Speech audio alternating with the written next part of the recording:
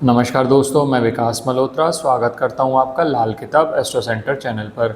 दोस्तों, राहु का राशि परिवर्तन जो 18 मई को होने जा रहा है, हमने ये सीरीज स्टार्ट करी थी, उसमें से 6 राशियों पर हम ऑलरेडी बात कर चुके हैं, जिनके वीडियोस आपको डिस्क्रिप्शन में मिल जाएंगे अगर आपने नहीं देखे तो।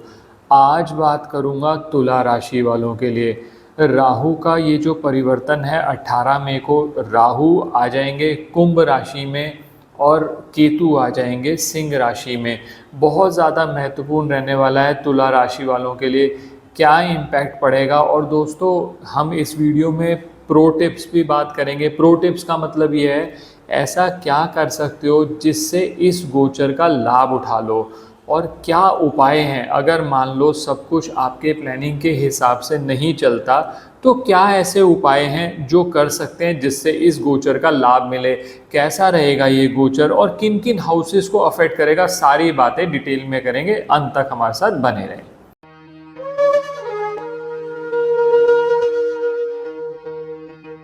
अब दोस्तों, तुला राशि वालों की बात करी जाए तो तुला राशि वालों के लिए राहु केतु का ये गोचर 5th हाउस में राहु चले जाएंगे और 11th हाउस में केतु चले जाएंगे। दोस्तों, पहले एक बात समझ लीजिए, इससे पहले जब राहु मीन राशि में थे, बहुत सारे तुला राशि के जातकों को लाभ भी हुआ होगा, क्योंकि राहु जब 6th हाउस में होते हैं तो उच्च के फल देते हैं। लेकिन बहुत सारे ऐसे लोग भी होंगे जो इसका लाभ नहीं उठा पाए होंगे। उसकी वजह सिर्फ एक ये रहती है कि राहु और केतु की पोजीशन के साथ साथ ये भी देखना पड़ता है कि 6th हाउस को कौन कौन से प्लैनेट अफेक्ट कर रहे थे। तो उस वजह से हो सकता है अप्स एंड डाउन्स आपके रहे हो। अब जब राहु 5th हाउस में आएंगे दोस्तों, सबसे पहले ये समझ लो कि ये 5th हाउस होता क्या है। जब राहु का समझ लोगे फिर केतु पे बात करेंगे।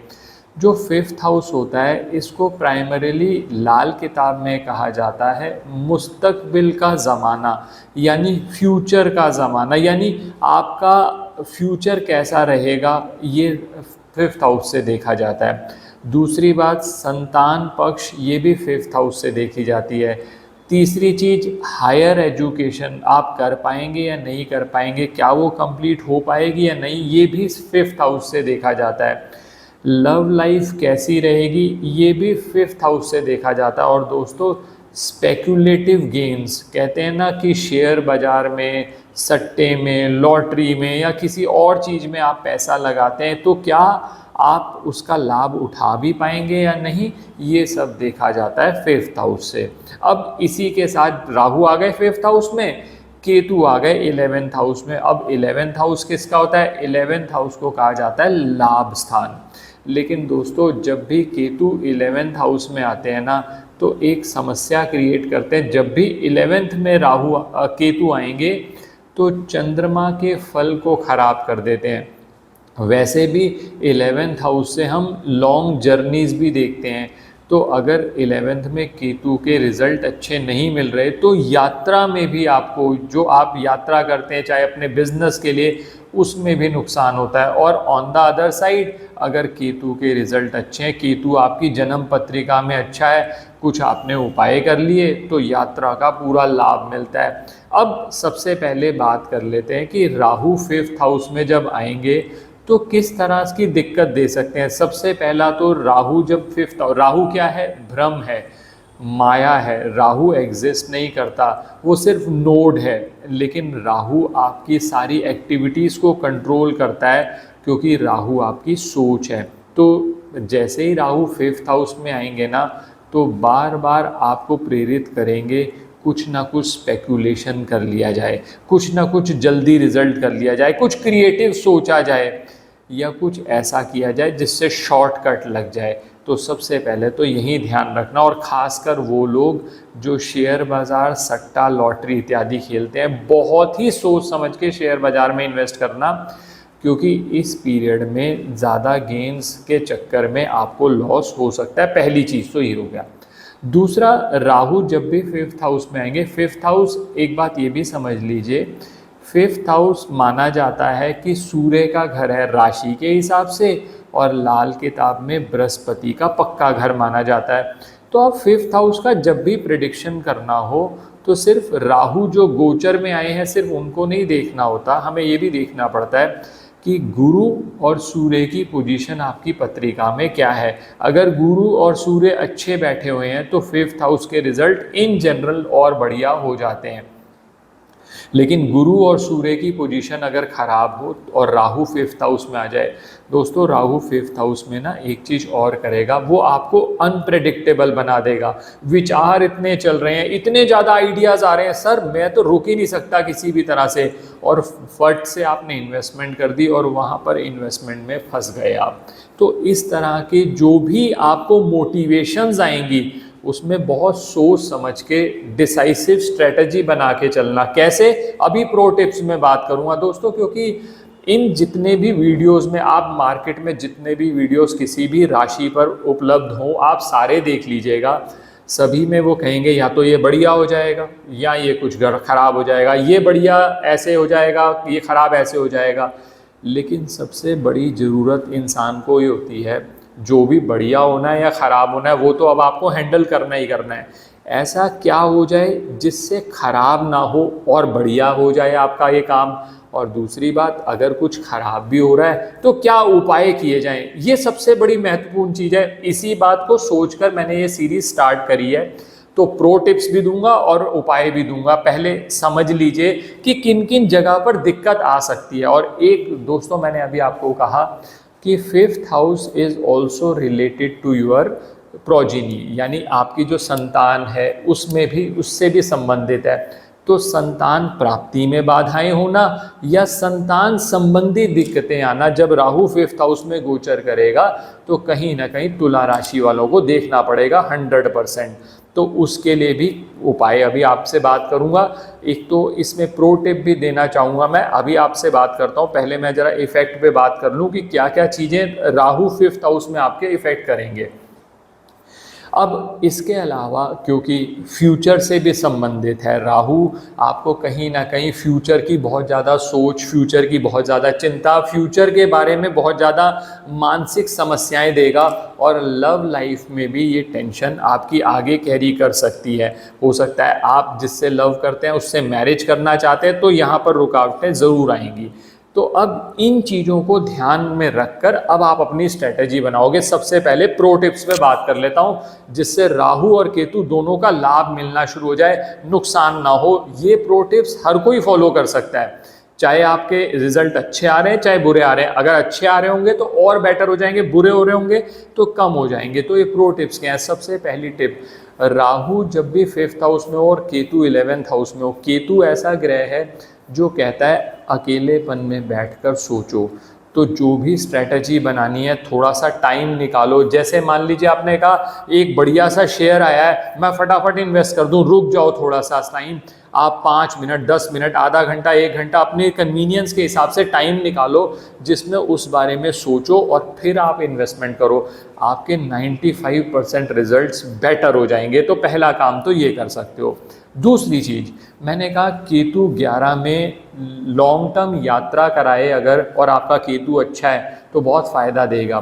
तो केतु जब भी 11वें घर में है ना, तो 2 चीज़ें ज़रूर करना। एक तो चंद्रमा को ठीक कर लेना। चंद्रमा को कैसे ठीक कर सकते हो?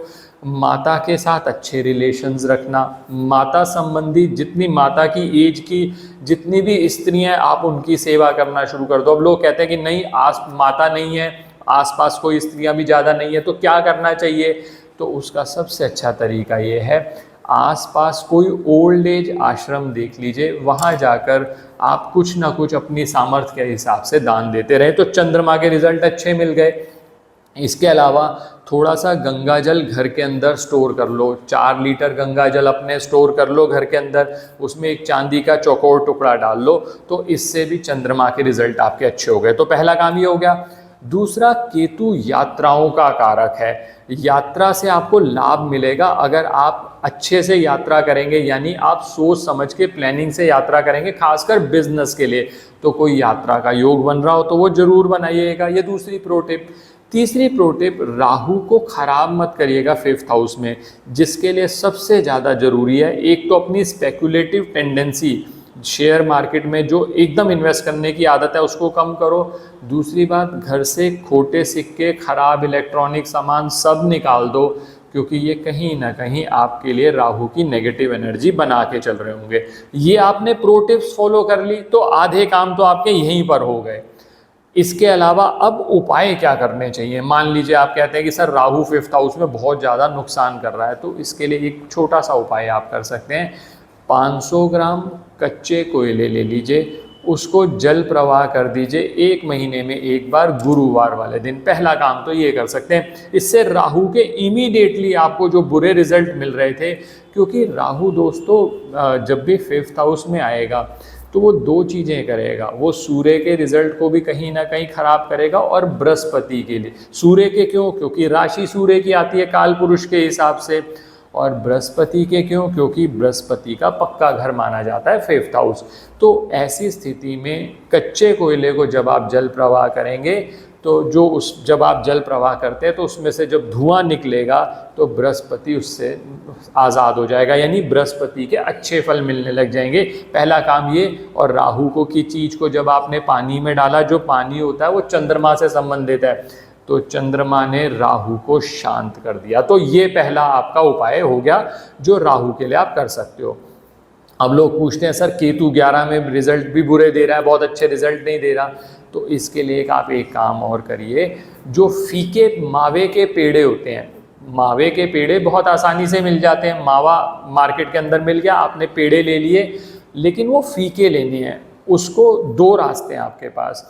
डॉग्स को खिला सकते हो जो वो फीके पेड़े हैं, या फिर उसको जल प्रवाह कर सकते हो। क्वांटिटी की कोई प्रेस्क्रिप्शन नहीं है।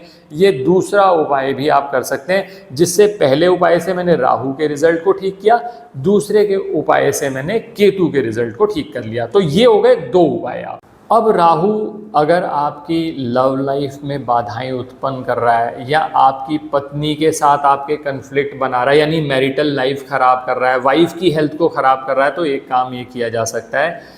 5 मूली आप अपने सिरहाने रख दीजिए पत्तों समेत, अगले दिन मंदिर में दे दीजिए। ये 5 दिन लगातार उपाय कर लीजिए, तो इस प्रॉब्लम से भी आप बाहर आ जाएंगे। और दोस्तों एक चीज़ और ध्यान रखिएगा, एक प्रो टिप मैं आपको और देना चाहूँगा कि अगर मान लीजिए राहु 5th हाउस में आपके आ रहा है गोचर में तुला राशि वालों के लिए, तो आप अच्छे रिजल्ट के लिए एक काम और कर सकते हैं। नीले कलर की चीज़ें आप अवॉइड करें। नीला रंग डालना खासकर टी-शर्ट्स में आप अवॉइड कर सकते हैं, उससे भी राहु के रिजल्ट आपके अच्छे मिलने शुरू हो जाएंगे। और दोस्तों लास्ट चीज़, अगर संतान पक्ष से संबंधित दिक्कत आ रही है ना, तो इसको हल्के में मत लीजिएगा, क्योंकि राहु 5th हाउस में संतान की या संतान पक्ष से संबंधित दिक्कतें बनाता है। संतान से बात करके, किसी भी तरह से विचार विमर्श करके, थोड़ा उनकी मान के थोड़ा अपनी मनवा कर आप ये काम कर लेंगे, तो ये जो आने वाला पीरियड है आपके लिए बहुत बढ़िया हो जाएगा। बाकी बहुत ज़्यादा अगर समस्या आती है तो एक बार अपनी पत्रिका दिखाकर विश्लेषण जरूर करवा लीजिएगा। आशा करता हूँ दोस्तों वीडियो पसंद आया होगा। अगर वीडियो पसंद आए तो लाइक करें, बाकी लोगों के साथ भी शेयर करें। चैनल पर नए हैं, अब तक सब्सक्राइब नहीं किया तो प्लीज़ सब्सक्राइब कर दें, बेल बटन को पुश करना ना भूलें, ताकि समय पर वीडियोज़ की नोटिफिकेशन आपको आ जाए। ज्योतिषीय परामर्श के लिए हमारी वेबसाइट्स पर विजिट करके अपॉइंटमेंट बुक कर सकते हैं, जिनका लिंक डिस्क्रिप्शन में दिया हुआ है। धन्यवाद दोस्तों।